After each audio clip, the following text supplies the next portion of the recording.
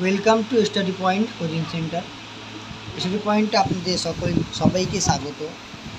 গতকাল অর্থাৎ 24 জুন 2024 থেকে কলেজের সেন্ট্রালাইজড অ্যাডমিশন শুরু হয়ে গিয়েছে এবং এই অ্যাডমিশন চলবে আগামী 7 জুলাই 2024 পর্যন্ত। এই অ্যাডমিশনের জন্য প্রয়োজনীয় ডকুমেন্টসগুলি সম্পর্কে আমি একটু আলোচনা করব। এই ডকুমেন্টসগুলি হলো, 1 নম্বরে আছে আধার কার্ড, যেটা লাগবে কি না এটি আইডি প্রুফ হিসাবে। 2 নম্বরে আছে আপনার মাধ্যমিকের অল ডকুমেন্টস, অর্থাৎ রেজিস্ট্রেশন থেকে শুরু করে মাধ্যমিকের রেজাল্ট এবং সার্টিফিকেট, এছাড়াও অ্যাডমিট কার্ড।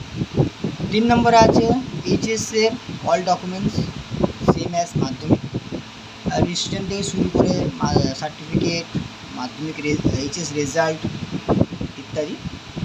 4 নম্বরে আছে ব্যাংকের পাসবুক। ব্যাংকের পাসবুকটার জন্য লাগবে যদি একটি কলেজে অ্যাডমিশন হওয়ার পর অন্য কলেজ থেকে রিফান্ড নেওয়ার ব্যাপার থাকে, সেই ক্ষেত্রে টাকাটা আপনার অ্যাকাউন্টে ট্রান্সফার করে দেওয়ার জন্য। 5 নম্বরে লাগবে আপনার একটি পাসপোর্ট সাইজের ফটো এবং 6 নম্বরে লাস্ট লাগবে একটি আপনার সিগনেচার।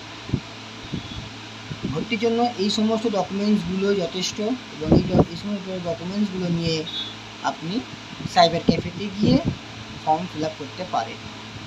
ধন্যবাদ।